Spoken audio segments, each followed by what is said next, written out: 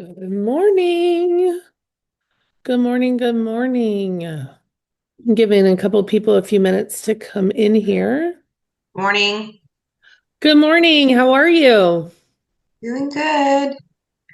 Getting the morning started. Right? Right. Well, I'm super glad that you guys are here. Today's session is on mind games, like understanding the psychology behind buyers and sellers, why they do what they do, and kind of how to respond to that, how to things to say, how to figure out what they're thinking and feeling. Give me 1 second. I'm going to get my presentation up for you guys to see. Talk to me a little bit while I'm opening this, and those of you that are on the call, talk to me a little bit about what you've experienced thus far with buyers and sellers, in the way that they've thought, or have you guys run into issues with this before? I don't, I'm not really have that many issues. But sometimes we do have these buyers that want, like, it's the home that's way out of their price range. Hmm. Yeah, Um, and it's almost like for instance, I have one, it's not even her price, it's the area of town that she's like specifically wanting. It's like these five streets and they're sure. all flood. Oh, They're all in a flood zone, and she doesn't want a flood zone, and she has to have a certain price point to stay under. And, found some beautiful homes. So it's like, is she playing mind games with me? Are we right, just looking at homes? Or, that's right. one. Right. So I think sometimes it's really important um, that we have really hard conversations with our clients. Like sometimes we have to bring it back home and just say, I'm noticing, I'm realizing, I'm recognizing, I'm noticing that you're asking to see properties that are the opposite of what you told me you want, right? Or I noticed that you are including houses that are in a flood zone, and you specifically said you didn't want a flood zone, and there's an extra cost involved with buying in a flood zone. And so I just want to remind you that flood insurance, and I don't know what the price range is, but Mhm. sometimes flood insurance can really kick somebody out of their approval, right? Because their DTI is too high, and an additional cost of flood insurance could be a huge problem that they may not qualify any longer if they add flood insurance. So sometimes we have to say to them, like, hey, I'm noticing. And this happens a lot actually with clients that tell us what they're looking for. And then all of a sudden they send us some listings that don't match what they've told us they're looking for, right? And so I've Yeah, had to say, hey, I'm noticing that we're veering off a little bit from our wish list that we talked about. And I just want to talk to you a little bit about that and make sure that we're on the same page. I need to make sure that we're operating from the same page. And so I think it's really important to just, I know we try to avoid it sometimes and just say, hey, I don't know what's going on, or we go with the flow. But I think they require us to say, hey, I think we need to revisit this conversation and revisit what you're looking for and make sure that we're on the same page, because I want to be respectful of your time. I also don't want you to fall in love with houses that are in a flood zone that then you're not going to be able to purchase, right? Especially if the DTI is really high, or they have decided they don't want flood, but they keep pulling houses that are in a flood zone. So I think you do have to tell them, hey, I'm really struggling to understand. I want to make sure I understand what is acceptable and what's not acceptable to you. And that sometimes can be a hard conversation, but I think it demonstrates that you're listening to them, that you have a better understanding about what they want, and you're making sure that you guys are all on the same page. You with me there? absolutely. And I love how you started off with, I'm noticing. Yes. And remember, I think it's important to remind them multiple times throughout the transaction, I'm on your team, right? I'm here to support you. I'm here to help you achieve your goals. I think they need to be reminded that you work for them, right? I work for you. I'm on your team, but I want to make sure we're on the same page. I think it's super important to remind them of that multiple times throughout the transaction, because sometimes it turns into a you against me, and that's not how it is. We're on the same team. We're working towards the same goals. I don't get paid until you find the right one and we get to closing. There's a lot that happens in between those two steps, right? You finding the right house and us getting to the closing table are very, a lot could happen, a lot could go wrong, right? So I definitely want to make sure that we are on the same page. And so I would just broach that. Does anybody else have anything that they've dealt with that has been kind of an emotional roller coaster, or the clients, the buyer or the sellers have gone a little rogue on you?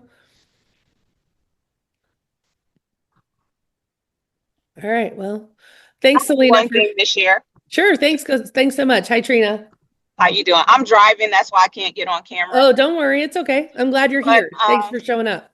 absolutely, to flip it to the seller side, I currently have a seller that's super unrealistic. So we've Yep. had 3 offers that he turned down, and so we got one over the weekend, and we countered. And after a few days, they agreed, which I wouldn't have on the other side. But Sure. Sure. I called them. I said, "Hey, they agreed to everything," and he started backpedaling. And I'm like, "Wait a minute." They Right. gave exactly what you asked for. So if there's something I'm missing or if I'm misunderstanding, please help me understand. Perfect. Because my goal is to get your home sold. But if I can't, if you change on me, then we're not going to be able to get it sold. And I might not be the agent for you. Good.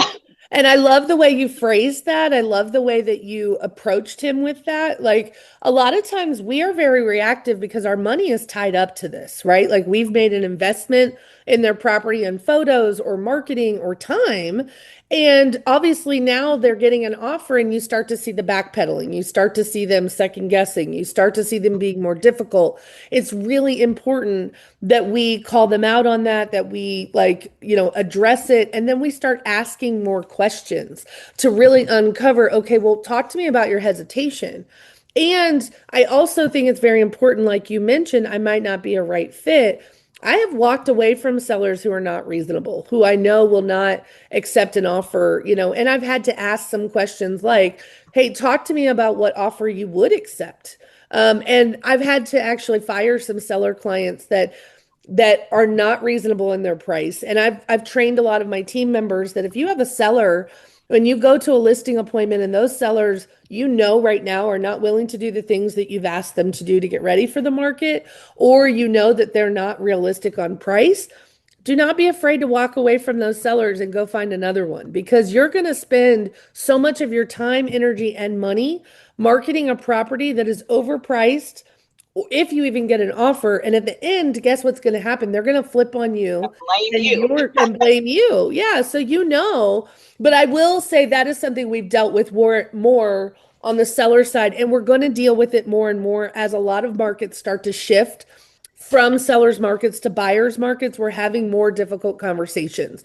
We're having to stand up and be firm and deliver bad news to sellers that they're not receptive to. They don't want to hear that their house is not worth what they paid for it. They don't want to hear that the best that you can price it at right now is X. They're going to start questioning us and they're going to push back on us. And you, as a professional, you have to deliver the news that they need to hear, not the news that they want to hear. You're going to have to tell them, like, listen, I know this may not be what you wanted to hear, or this may not be the price that you're wanting. But I want you to remember that you're investing time and money and energy in a property, and you guys need to be aligned.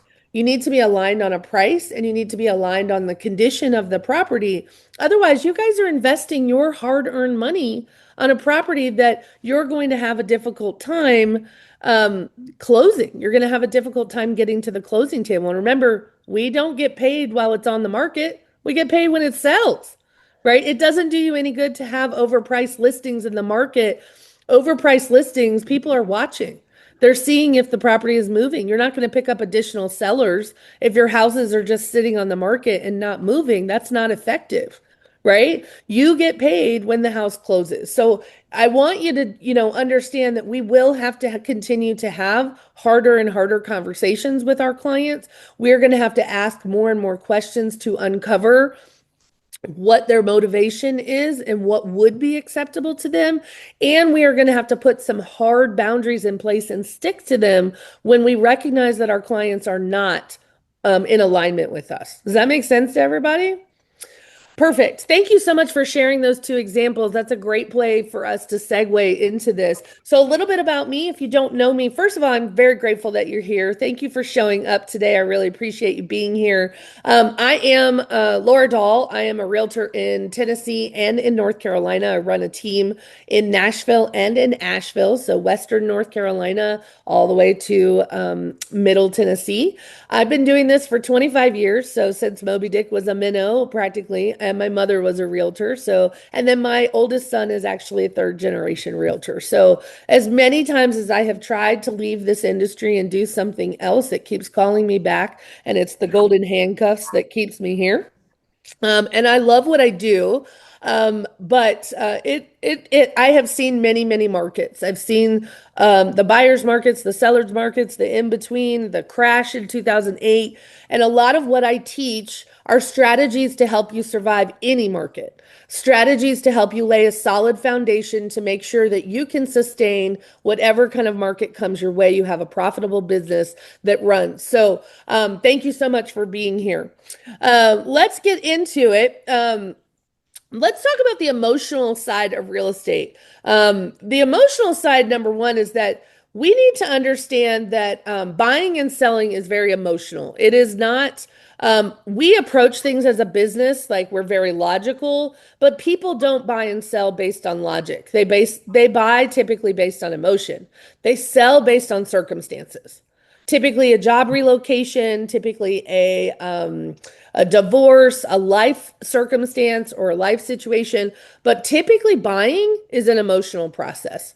There are a lot of fact finders out there. There are a lot of data-driven purchasers. Those are typically going to be your investors or people who the numbers have to make sense in order for them to move forward. But I would say that 95% of buyers are emotionally driven to purchase a home. Something clicks, they can visualize their family there, it's the right location. Maybe they fall in love with the furnishings in the house if it was staged properly.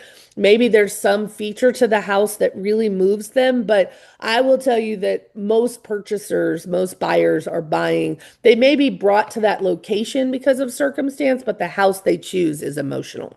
In my 25-year career, I have dealt with lots and lots of examples or lots of clients that they were making decisions based on pure emotion and what was happening in their gut. And to me, some agents thought that they were difficult, but I have taken over for agents who had difficult clients or referred me difficult clients. And in my experience, it was really just a matter of the agent did not know how to handle what the client was going through. They didn't ask enough questions to determine what the client's holdback was or what their objection was.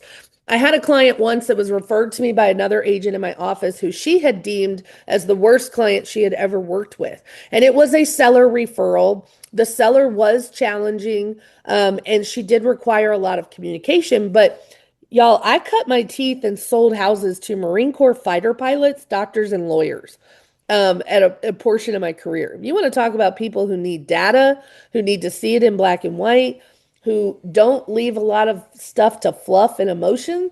This is what we're talking about. People who need to see it in black and white, and they have to trust that you know what you're talking about. This particular seller, she was grieving. Her daughter had died in that property, and she did not want to leave it. But she knew financially she had already moved on with her life with a new husband. But leaving this house behind and finally selling it was going to be closing a chapter that she was not emotionally prepared for. And I think had the agent who referred them to me had just really tapped into that emotion and understood why she was so hard to work with, it was because it had nothing to do with the house. It had nothing to do with the agent. It had everything to do with her emotions. And it had everything to do with how she was feeling, the overwhelm. And so I really just want to share that example with you as a lesson. We have got to get better about asking questions about why. Tell me a little bit more about why you're selling this house. Tell me a little bit more about why you've chosen the price that you are stuck on. Talk to me about why you're requiring these types of services or wanting to talk to me daily about it. You need to ask more questions about what it is that their expectations are based on and why they're wanting this kind of service or why they're behaving the way they are. Sometimes knowing how they feel can soften us a little bit, can help us show up as a better agent to them, can help us help them navigate what they're going through. I knew that she was grieving the loss of her daughter, and I was able to step up for her in a way that made it palpable for her to let go of this house. We're not psychiatrists, we're not psychologists, we're not even counselors. Some of us may have some of that background, but that's not what we do. But we are dealing with lots of people with a lot of personality types. We're dealing with a lot of people with a lot of conflict and a lot of emotional turmoil. And we're also dealing with people who have been harmed by other agents. I need you to understand too that other agents have actually done some damage to people. It's like a relationship sometimes, like dating someone. You might not have caused the harm or trauma, but you have to pick up the pieces of it. And so some people have also had some catastrophic damage from other realtors that we also have to pick up the pieces of and show them that we're not the same, that we're different, that your experience with working with me is a little different than any other agent you've ever worked with. And you guys have to get good at explaining that. What makes you different? There are a lot of common triggers that will spew and spike up emotional outbursts from clients. A fear of change is a big one. You're leaving behind your friends, your family, your job, the comforts of an area that you know. Maybe you're going through a divorce and you don't know what's to come. You are in emotional distress. Sometimes it's financial stress. Maybe you're upside down in your house. Maybe you are operating on paycheck to paycheck, and this is a huge financial burden for you. And you need to understand the kind of financial stress they're under. In the market crash of 2008, I had 44 listings of my own, not my company. I owned a firm at that time, and I had 15 agents working for me, but I had 44 listings of my own on the market that I could not sell. There were no buyers, so all the first-time buyers were afraid to buy, obviously for good reason. It was a very large second home vacation property type area, and those people's portfolios were in the toilet and had tanked. All the military buyers were being told by their commanding officers not to buy. The retirees were forced to work longer and were not retiring to the area. And so every buyer pool we had in that market had dried up. And so I was left with 44 listings that I could not sell. And they were turning into property management because most of the people a lot of them were military and they already had orders to move to another area. And that delay in selling their house was causing a financial hardship for their families. And every one of those families for me represented a family that I was impacting financially. That some of times the husband had already reported for duty and the wife was behind with the kids, or vice versa. One of the spouses were behind with the children and waiting for the house to sell. And I knew myself what that was like, being separated from your spouse while you're trying to sell your house. And every day it hadn't sold was another day of stress for the parent that was left behind. And I want you to understand that, imagine the kind of emotional turmoil that takes. Who are you going to take it out on? You're going to take it out on the realtor because they're the ones that you're expecting to come through to sell your house, and you're not being effective and efficient in doing that because you can't, right? So I want you to understand, as the economy is tighter and houses are moving a little slower in some markets, the financial stress is heavier. It's a bigger burden. So now more than ever, you guys need to understand what's causing your clients to tick, what is causing them to react the way that they are, and what kind of additional support could you offer, or what ways can you show up differently to help lessen that burden? Okay? I know you guys already talked about it, but have you guys had any super emotional clients that you have experienced that you want to share? Anybody new? It's not really, I mean, I guess it's emotional for me. Mhm. I currently have my husband's boss home for sale. Oh, wow. Yeah, that's a lot of pressure, right? That's a lot of pressure. And it is one of those rare type of homes. So it's not like your cookie cutter Sure. subdivision type. It's acreage and you've got to have that particular buyer. Sure. That one is a little bit emotional, due to the fact that he really wants to sell this so that he can retire. Yeah. So So a there's a lot of lot of pressure. pressure weighing on you for sure. Hmm Have hmm you have you ever heard of buyerprediction.com? No. So buyerprediction.com, not that I'm trying to get you to spend any money. I don't make any money off of this or anything, but it's $20 a month and it allows you to put in the property address and the price, and it Hmm. will actually determine it will predict who the potential buyer is for the property, and we'll give you a buyer profile. And then you take that buyer profile and you drop it into ChatGPT and you say, based on this profile, help me develop a marketing plan for this particular buyer profile to attract this buyer type. And so when I have a super it's called buyerprediction.com. I know my mind was blown too. Trust me. I use it on every single one of my listings. It works for cookie cutter and non-cookie cutter, but typically for non-traditional neighborhood houses, this tool has been really helpful to me because it will help me identify places to where how I can market to this specific buyer that they have identified as probably the most likely to purchase this property. That is amazing. Thank you for that. You're so welcome. So hopefully that will help. But I do understand the pressure. I think because it's your husband's boss, is that what you said? So I think that requires more communication than you would normally give a client, maybe. It definitely requires way more updates. It definitely requires thinking outside the box with your strategies on how you market and promote the property. And then you definitely need to make sure if you're not doing it already, you're giving weekly market updates to make sure that you're keeping in constant communication with them.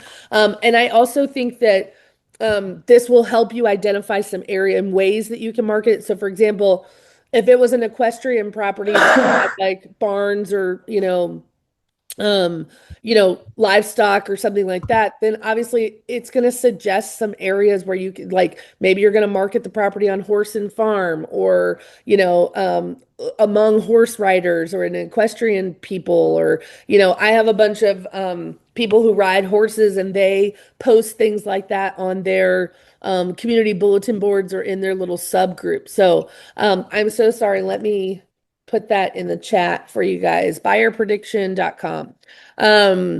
So that will help you be able to and like I said, you take the report that it gives you, and then you're going to dump that into Chat GPT and ask for out of the box ways that you can help market and promote the property. Hopefully that'll help. Okay. Absolutely. Thank you very You're much. welcome. Thanks for sharing that. So number two, I want you guys to understand that a lot of us look at ourselves as, and I think I skipped a slide, so I'm so sorry.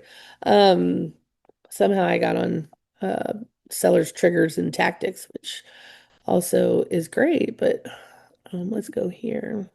I do think it's important for you guys to spot behavioral patterns and uncover what's really going on, right? So, for example, a lot of agents, like you said, you're presenting an offer. I think Trina had said she was presenting an offer and, they've rejected a couple offers already. So, for me, I'm never going to get to a second or third rejected offer without uncovering what's really going on. That first offer, I want to know, talk to me about what you don't like about this offer. Talk to me about what's holding you back on this offer. Talk to me about what your expectations are. So sometimes they believe that there's a better offer out there.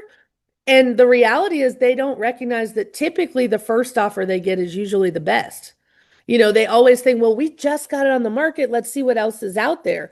Even if you just got on the market, it's your first showing and your first offer, a lot of times the seller is expecting some unicorn offer that we know from experience is not likely, right? They're expecting a cash offer with no contingencies and close in 12 days, some kind of major unicorn that would change their life. And that's not normal. And so a lot of times in my presentation of the offer, I'm going to explain to the seller, listen, if this offer were to go away, let me talk to you about what another offer might look like.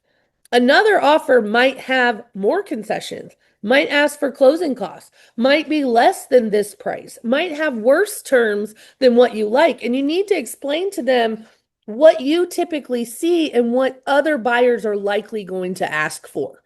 Doesn't mean that they will, but you need to prepare them for what could happen. You should be exploring the psychology behind what cold feet looks like. What kind of behaviors show up when you recognize your client has cold feet?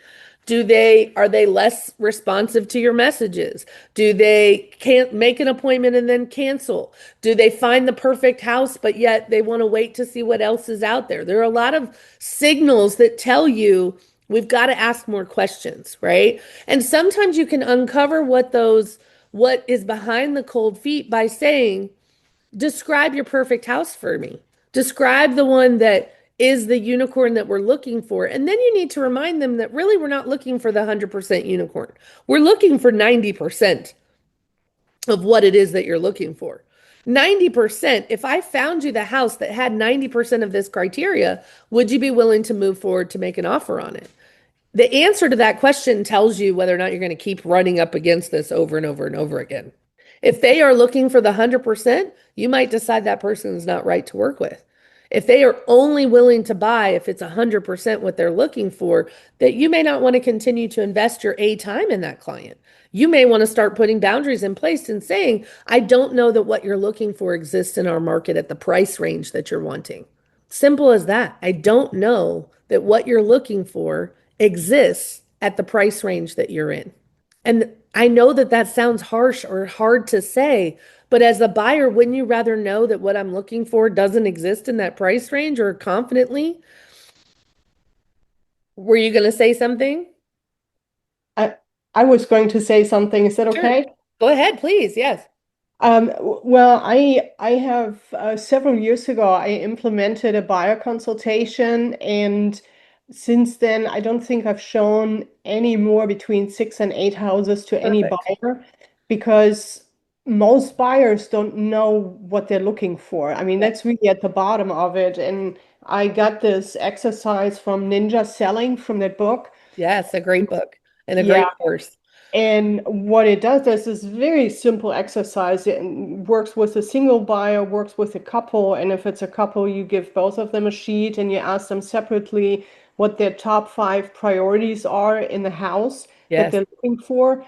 And then you ask them what they want to use it for, because they don't buy the feature, they buy what they want to use it for. And great. I've discovered buyers who said they wanted a big kitchen, and I said, well, so you love to cook? Like, oh no, we don't like to cook, but the kitchen is just a great gathering place, and so we want a kitchen that's big and open, and so it really helps to walk them through the what they're looking for. And then if it's a couple, I ask them to kind of agree on the top 3 Good. items that they're looking for. And then it's not so much that I know what they want, of course, but it's also for them to go through the exercise to understand what they're really looking for. I agree wholeheartedly. And thank you so much for sharing that. It is a great way to get people on the same page. The other part is that, y'all, if you're showing 50 or 60 houses to a client, you've already messed up. You've messed up. Somewhere along the line, you're not qualifying these people enough to figure out what it is that they want. You're not qualifying them enough to figure out what is it going to take to get them to move forward. And 50 or 60 houses is not limiting an area or being specific enough about what they want. I refuse to show 50 or 60 houses to a client. Like that's way too many. And then the other part is that I think it's important to ask for feedback from the houses that you have shown. So if I send you listings to look at, I want feedback on them. I want to know what you like and what you don't like, what jumped out about a specific house, especially if you're asking me to make an appointment to look at it. I want to talk about it first. Have you done a Google view and looked at Google Earth to see what's around it? Have you driven by the property on your own first? Have you investigated online and looked at everything about the house? Like, I want to know that my time is very valuable. I know how much my time is worth per hour. I've calculated. I've taken my average commission and divided what the average number of hours I'm investing in a client. And I know that my time is worth several $100s an hour in order to make the kind of money that I make. Then I have to be very conscious about how much time I'm going to invest in people. And I will invest time trying to figure out what they're looking for. But once I know what they're looking for, my job is to help them and remind them, hey, remember, you told me your top 3 things. Now, I will tell you, I've sold lots of houses that are the complete opposite of what people told me they needed or wanted that was on that original list. But I want you to understand that you guys get to decide who gets the bulk of your time, who gets the bulk of your expertise and information. And you guys just have to do a better job of asking more questions to figure out how important certain features are to them. I would tell you some buyers will make identity driven purchase. Some of them will seek status. They want to be in the best neighborhood or they want to live among where certain, people that they hang out with are. Maybe it's nostalgia. They want to buy their childhood home or this is an area that was very nostalgic for them or maybe for safety concerns. Your job as an agent is also to make sure that when they are feeling overwhelmed, when they are stressed out, when they are frustrated, right? This is where a lot of times we will get into buyer frustration when we've shown them 50 or 60 houses or even 20 houses, they are frustrated because they don't know that what they're looking for actually exists out there. Or maybe they start to question that you might not be the right agent for them because you've dragged them around to see 50 houses. You must not be listening to what they're looking for. And so our job is to reframe and constantly remind them about what was priority to them, what was most important to them, remind them of the reasons for moving. So a lot of times they get caught up in the emotions of buying the house and like everything that move is going to mean to them and they forget why. So recently I just had a client that was very overwhelmed through the mortgage process. She was a first-time home buyer and she had worked so hard. I've been working with her for over 2 years to get her credit right, to help save up money for her down payment, to be ready to enter the market. She had 3 kids that were all teenagers and she's a kitchen manager in a restaurant. So we're not talking about a really big budget, but throughout the process, she started to give up hope that we were going to find a house that would work for her financing and the seller would make some contributions to help make this happen. And as the mortgage officer was starting to send the estimate and she was realizing how much more money she was going to have to come up with to make this happen, she really started to balk and she started to backpedal. And it was my responsibility to remind her, I want to remind you about why you wanted to buy a house to begin with. You are creating long-term wealth for you and your family. You're providing your children with a sense of security and stability. Your kids do not have to move every year when your landlord raises the rent and you guys have to move again. And she had shared with me that they had lived in 9 houses in 7 years and that her children had moved that many times. And so all it took was me reminding her of why she wanted to purchase a house to begin with for her to say, you're right, this is worth it. And we're going to get it. We're going to get there. But it took me just remembering and reminding her of what her motivation was to begin with about why she wanted to buy this house and what it meant for her family long term for her to be able to do that. Often buyers just want reassurance. They want to know that you're on their team. They want to know that you guys are working together, that they can trust you to have emotional breakdowns and you're going to help them through it. They can trust you to understand that they're going to go through the ups and downs of emotions as they navigate this process and that you're still going to be there for them. You want to remind them and show them what stability looks like. They don't care about market statistics. Some of your fact finders are going to make sure that they don't overpay and they're going to request market analysis, and you should be doing those anyway. But I want you to remind them some of the emotional reasons that they want to buy a house. Remind them emotionally why they're choosing to look into purchasing a new house or selling a house, right? A lot of times I will say things like, I can tell something's making you hesitate. Can you put words to what isn't right about this house? Or can you put words to what you were hoping to find so that I have a better understanding? I was going to go back for a second to what, is it Heike? How do you say your name? I'm so sorry.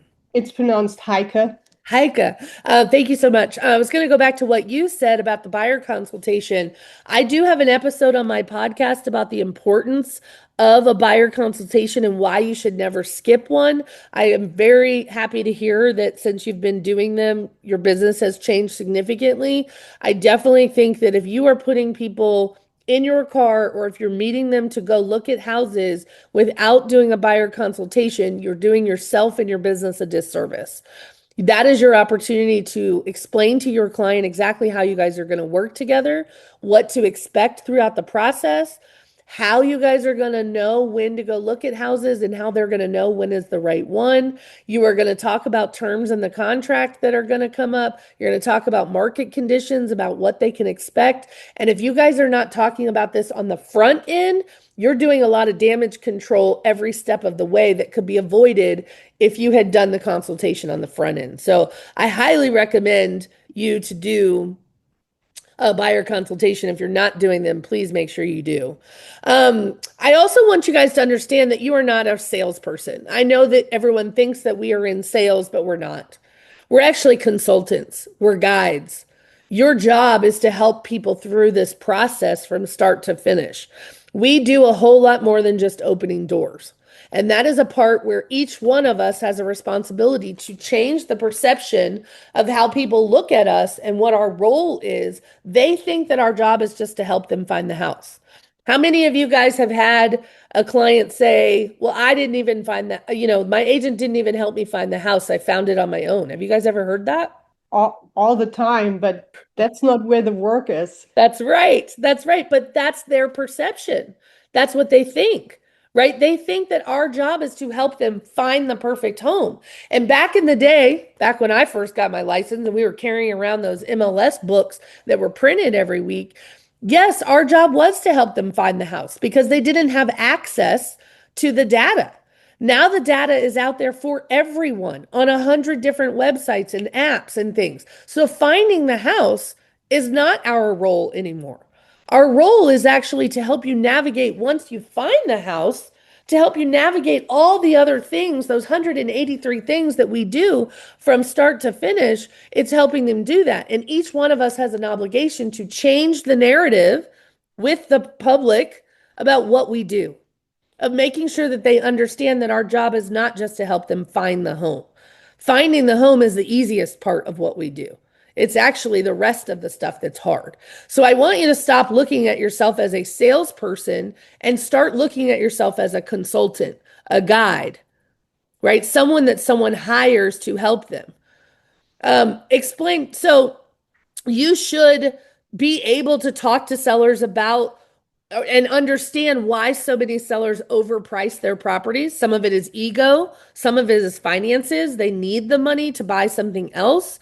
Some of them is they don't want to take a loss on the property. Some of them overprice the house because they haven't gotten the memo yet. They're making false market comparisons where some other agent told them that they could get more money for it, or they relied on a CMA done by an inexperienced agent, or they did their own research, and that company that rhymes with pillow gave them a zestimate that told them their house is worth X. I would tell you that sometimes when a seller has an inflated idea of what the price should be, I've had to actually make showing appointments and take them to look at properties in our market and ask them to compare their house, now that they've seen it in person, to other properties on the market at the price that they're wanting to price it. How do they feel like their house compares to it? Sometimes you will have to make it relative to them. Sometimes you will actually have to show them the other houses that they think their house, and remember, they think their house is the Taj Mahal. They often have an overinflated value of a property because they have emotions tied to it.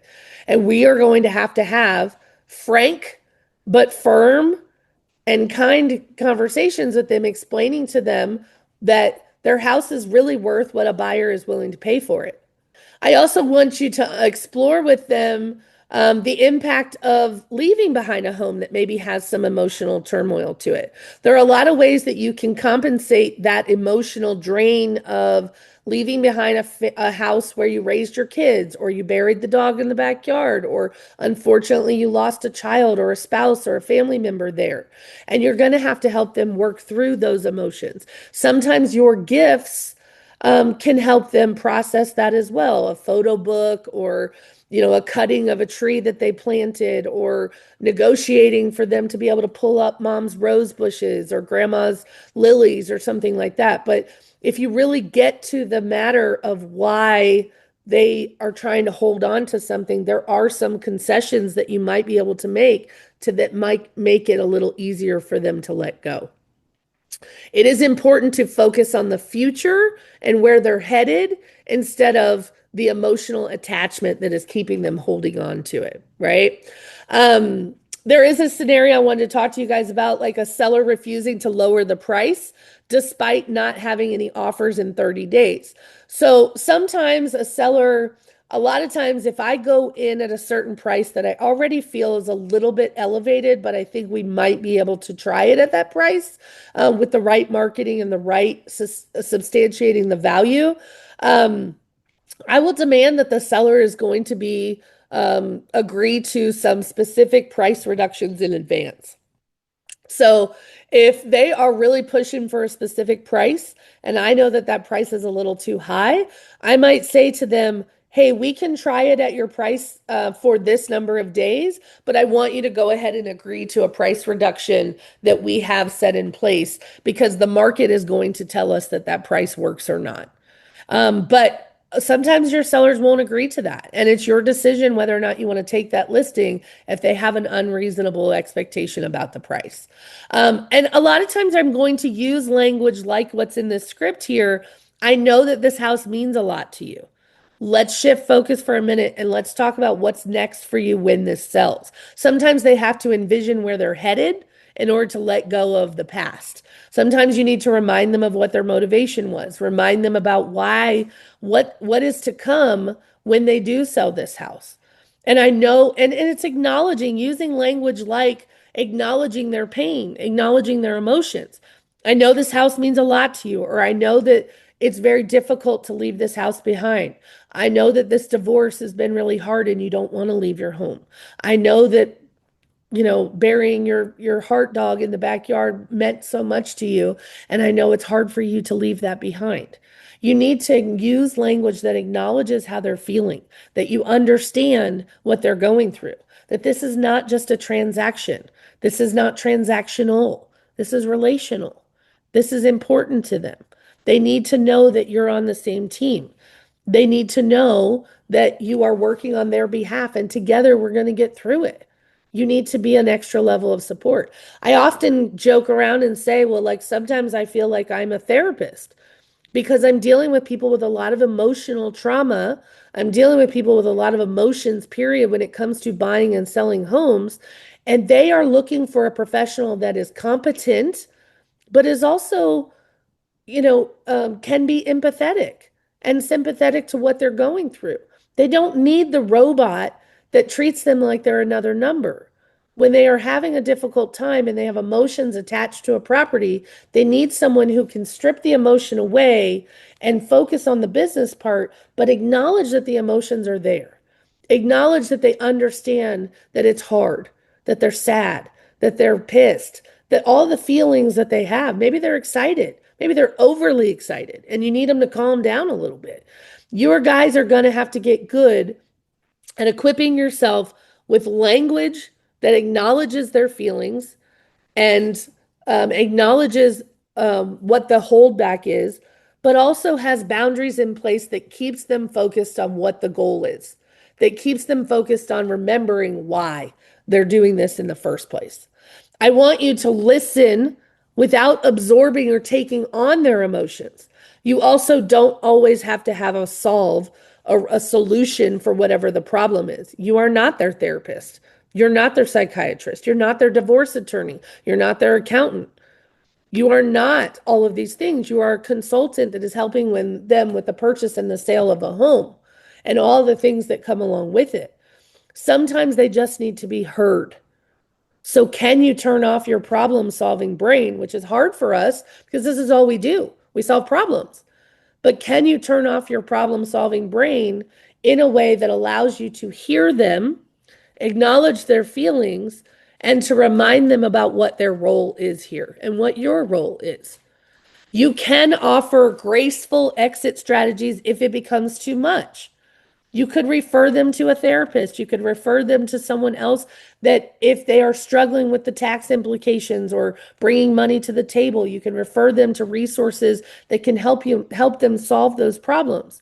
You also can have graceful exit strategy conversations that say, I have tried very hard to understand where you're coming from emotionally, and I've tried very hard to help you navigate this, but it seems as though you're not ready. It seems as though now might not be the right time. It seems as though we are not in alignment on the price. We are not in alignment with how the property needs to be marketed. And you have not given me enough space to do my job the way that I know it needs to be done. So unfortunately, I don't think we're going to be able to work together right now. But perhaps in the future, when you're ready, you'll remember me, right? You're going to need to come up with graceful ways to explain to people. But that's not what I see in the marketplace. I see agents who react and respond because their feelings are hurt, because a client bashed them or lashed out at them or yelled at them or cried or whatever it is, and they don't know how to handle those clients' emotions. They don't know how to handle the level of emotional outbreak that these clients are giving. And we do take a lot of abuse. I've had clients curse me up and down. I've had clients tell me they're suing me. I've had clients tell me they're threatening my license. I've had clients go off the extremes, and we have to deal with that too. But I have found that most of the times those happen because I didn't acknowledge what was actually going on. Or I was not communicating enough with them for them to understand that I'm still working behind the scenes, even if they haven't heard from me, even if they don't know what's happening with their property.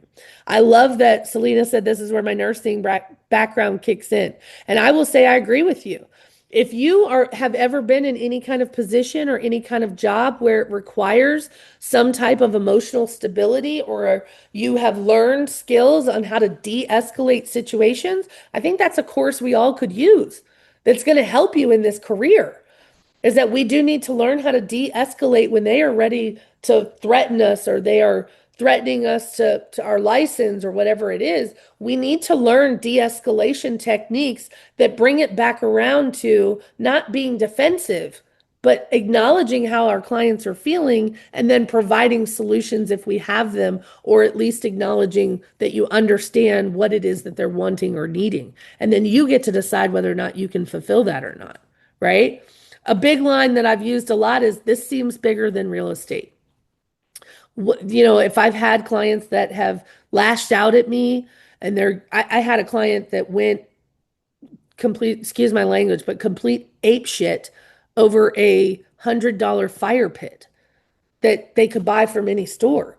And I mean, they went off on me. They screamed and yelled at me. They cursed at me. They threatened me over a fire pit. Now, that's got to be about something else. It's not about the fire pit. It's not about the $100. It was about other things. It was about they felt like they got beat up in negotiations. And I had to remind them, I want you to look back at about what your goals were. You wanted X number price, and these are the terms that you wanted, and you got all of that. They just happen to want your fire pit too, you know? And so sometimes there's some solutions there, but sometimes you have to say, I think this might be about something else. Do you want to talk about it? I care about you. I want to make sure that I'm supporting you the way that you need me to. Do you want to talk about what's really going on? But when we are attacked, our first inclination and our first response is to defend ourselves, to show them, to prove to them that we're doing our job, that they don't know what they're talking about. And they really need to be treated with some patience, some empathy, some sympathy, some kindness. And I know that's hard when you're being beat up, when you're being attacked.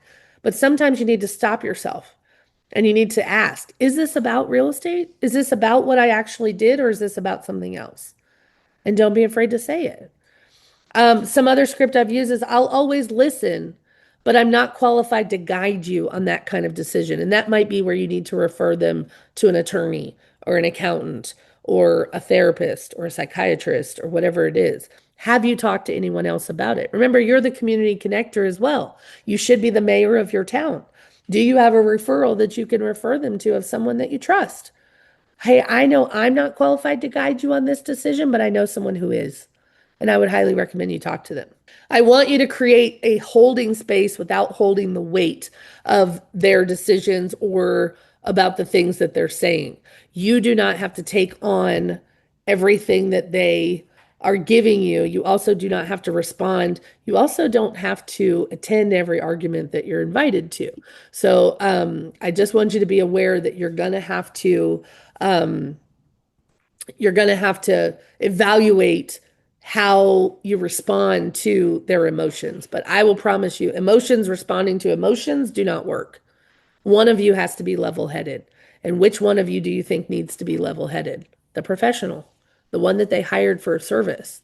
You are the one that needs to maintain your boundaries, and you are the one that needs to control your responses. You have a lot more to lose than they do because your license is always hanging over your head. And these days, the consumers are always going to get the benefit of the doubt, which is not fair, but it is how it is. And you can always have a complaint filed against you with your license. It doesn't mean that you lose your license, but you don't want complaints. You want to navigate emotional situations correctly. You want to navigate high stress situations without emotion. You want to be able to navigate the things that your clients are going through professionally. Okay? Equip agents with language and boundaries. Obviously, we want to acknowledge the emotional dumping that we often face because our clients are dumping their whole world on us, especially if you're working with family. Raise your hand if you have ever worked with a family on a deal. Has that gone smoothly? I'm telling you, I know I can't see any of you, but I just want you to know working with family is often the worst because they treat you worse than any client you've ever had because they know you more intimately. They know how to push your buttons. They also know what to say that hurts. You know, they can eviscerate you with one saying or one or questioning your professionalism, questioning your knowledge, right? But just know that you have to be a safe space for your clients to feel safe enough telling you what they're feeling and what they're thinking. That is changing the relationship from transactional to personal. And that is often what our clients crave. They want a personal touch. They still, as much automation as we have in this industry, where we have chat GPTs and we have bots and we have all kinds of automation going on in AI, this is still a very personal business where John and Sally are relying on a friend that they've had in their lives for 20 years to help them navigate this process. To them, you are not just a real estate agent. You are a trusted advisor and a friend to them. And so with that comes a lack of boundaries sometimes. And you're going to need to put boundaries in place that help you remain professional and that help you stand up for yourself and help you stay focused on the goal at hand, which is to help them buy or sell a house. But they're going to have a lot of emotions along the way. I want you to listen without absorbing or solving, and that just means acknowledging and understanding where they're coming from without trying to solve all the problems. Offer your graceful exit strategies, offer referrals to other people. Um, and then I want you to have let's talk about some common client scenarios that we've dealt with. So I've had clients tell me, you're not doing enough. And right now, when the market is slower, it's going to be one of the number one things that you hear. What are you doing to sell my house?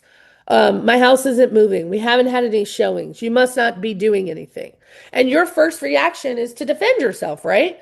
Your first reaction is, are you kidding me? These people have no idea what I've been doing behind the scenes. If they're saying you're not doing enough, it means that you're not doing enough to communicate what you're doing. You're not having weekly reports to them that show them what you're doing in the background. You're not having weekly conversations with them to talk about, excuse me, what your focus was this week and what your focus is the week ahead. We want to fire you. So anytime I've had a client tell me that, I'm going to ask bonus questions. I understand that you're concerned and maybe you feel like another agent might be a better fit, but let's talk about what it is that you think I'm not doing. Let's talk about what it is that you expect me to do that you think I haven't done. Can you talk to me a little bit more about why you want to fire me? And sometimes when they say we want to fire you, my response is, well, I want to fire you too. And you guys can laugh at that, but that's been my response sometimes. I want to fire you as a client because you're not understanding. You cross every boundary that I've put in place with you for my working hours. You call me at all hours of the night to talk about your cat or to talk about your divorce, and I just simply don't have time for that.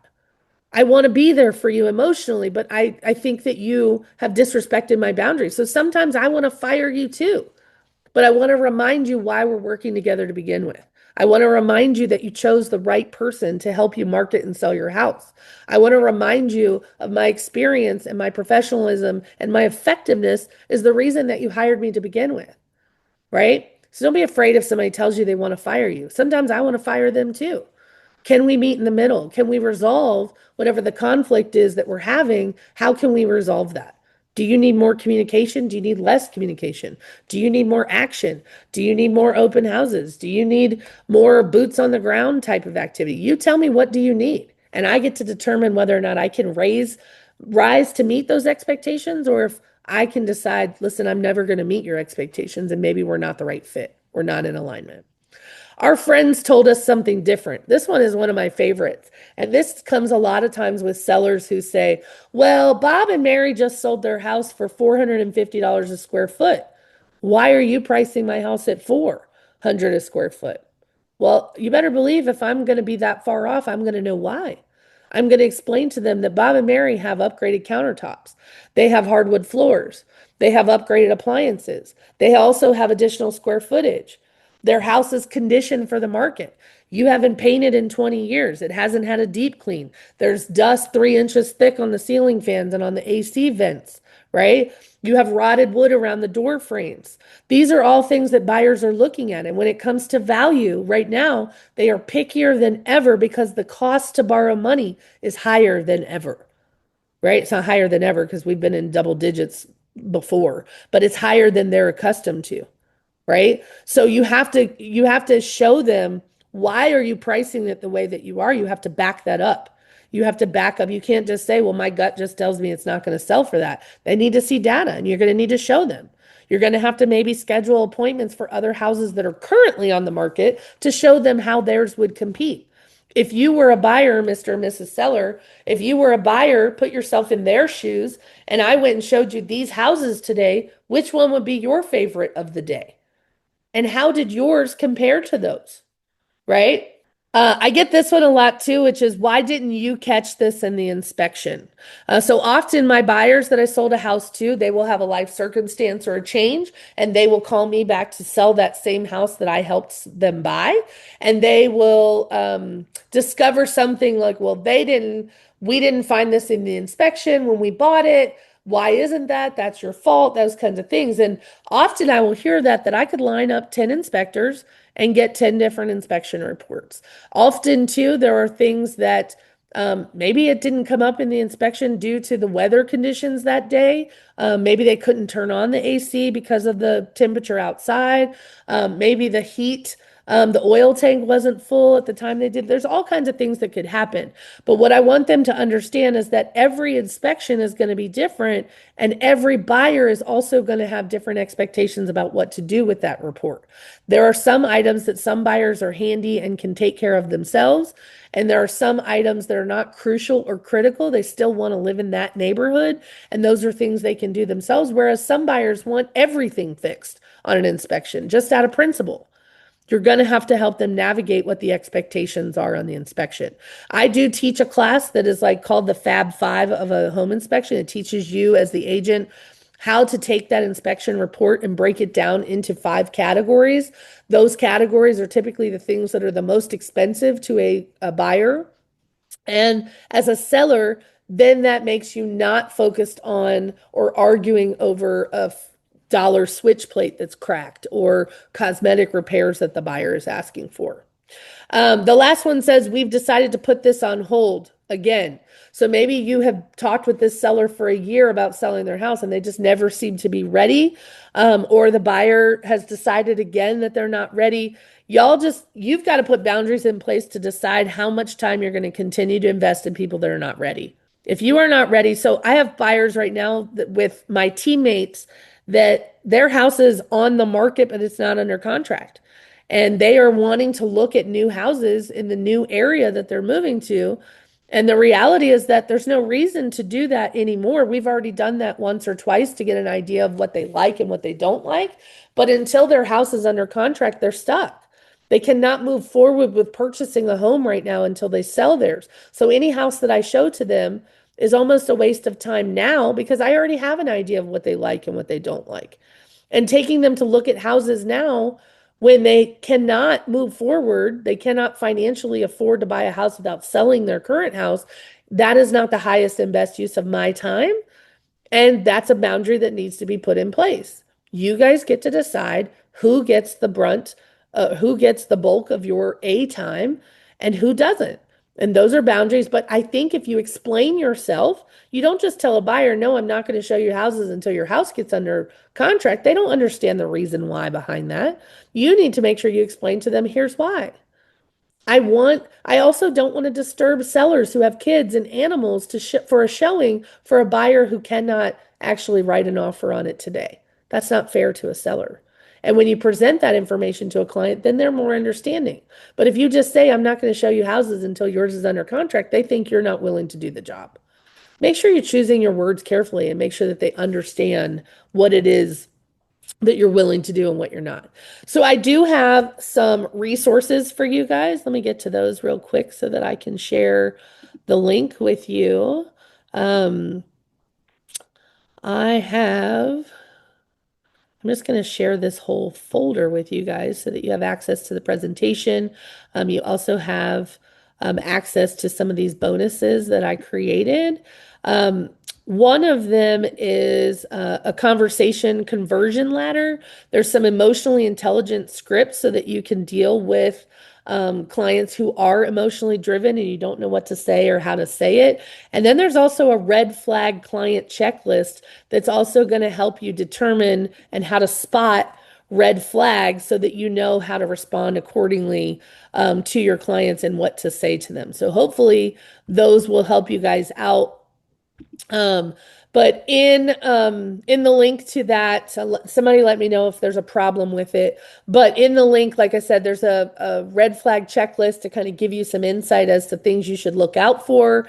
There's definitely emotionally intelligent scripts that are going to help you with some of these harder conversations, and they are organized by categories. So like validating people's emotions or redirecting conversations when they want to talk about things that have nothing to do with real estate.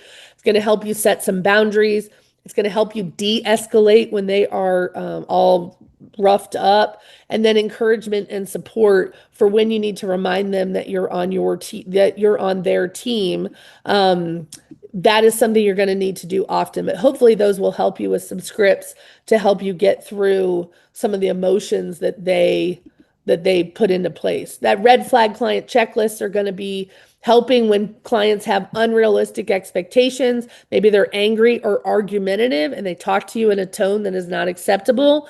I will tell you right now, I don't care how much money you make from a client. I don't care what the checks are that you're cashing from them. You do not deserve to be abused in order to make money. So learn how to put some boundaries in place to protect yourself and learn how to call out bad behavior when your clients are misbehaving. Learn how to handle it. You do not deserve to take that. They do not get the right to disrespect you just because they hired you or they're paying you. That is not acceptable. And definitely clients who refuse to listen to your advice. Maybe their uncle or their mom was a realtor. Maybe they've been a realtor in a past life or 20 years ago or in a different market. You need to be able to handle those situations as well and how to respond to them.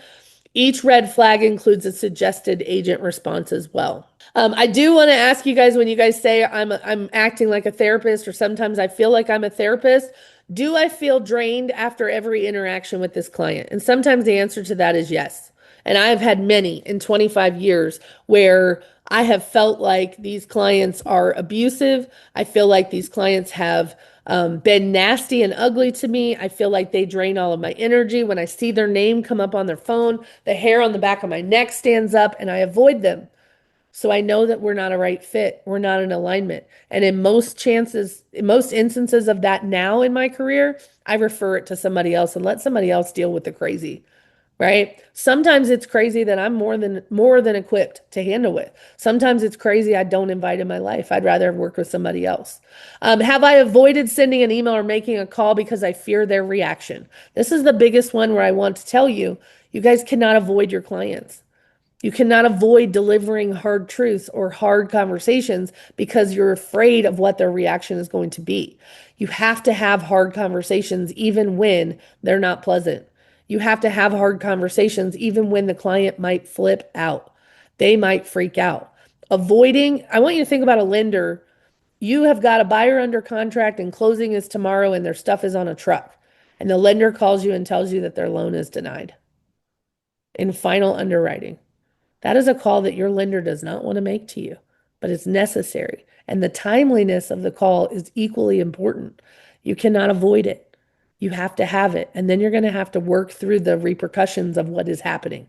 You're going to have to work through whatever their reaction is. But you have got to maintain professionalism and you have got to be solution driven and you have also got to be empathetic. I know this sucks. This is the worst news that I could ever possibly deliver to you. But I need you to understand I have some solutions. I need you to understand that I'm going to be right here working with it, working through it with you, right? I want you to, but please, for the love of God, don't bring up your money because in times like this, your money does not matter. I have often heard agents that have argued with sellers who have been abusive or who have unrealistic expectations or who have yelled and screamed at their agent, and the agent fires back with, well, I've lost money too. Now I'm losing $30,000, or whatever the thing is. Your commission does not matter to them. Your fee is not their priority. I want you to understand that people's livelihood, all of their belongings are on a truck, people's homes, their safety and security of their home. This is all very stressful. And I need you to remember that the stresses and the emotions that these people are going through, they have to come out somewhere. And they're going to choose to come out with you because you're the one that's most in communication with them and you're the one that they view as being responsible for the outcome. So try to remember the feelings that they're going through, the emotions that they are going through throughout this process. Do you feel responsible for their personal happiness? We all want our clients to be happy. We want them to be so happy that they refer us to 50 other people. But sometimes the outcome is not within our control. I am not responsible for a buyer who went out to Target and opened up a Target credit card 2 days before closing and now no longer qualifies for the loan. I'm not responsible for the stupid buyer who went and quit his job 2 weeks before closing and now we can't do a verification of employment and he can't get the loan. Those are things outside of my control. And sometimes your clients need to be reminded what is within your control and what is not. But you are going to help them navigate the things that are outside of our control. I'm going to help you navigate those easier because I've seen them, because I have the experience, the knowledge, the know-how, the competency of what is to come. And I'm prepared for whatever is going to come. And I'm going to hold your hand through it. I hope that that makes sense to everybody. But I want you to understand you're only responsible for so much. There are things that are not within your control, and there are things that you cannot be held responsible for, that you need to be able to communicate with your clients as well. I did include some boundary scripts and referral language. Again, if you want to exit a toxic relationship, maybe you need to say something like, hey, I don't think that we are a good fit with each other. I don't think that we're going to work well together. And sometimes I've even had to say to clients, my only goal is to make sure that you get into the house that you want, or my only goal is to make sure that I provide you with such a service that you refer me to your friends. And I'm feeling as though that's not possibility for us anymore. I feel as though my goals cannot be achieved based on how our relationship is transpiring or how you're talking to me disrespectfully or the expectations that you have are too unreasonable. And I am not afraid to tell a client that, listen, this is not something that I'm able to continue to do anymore.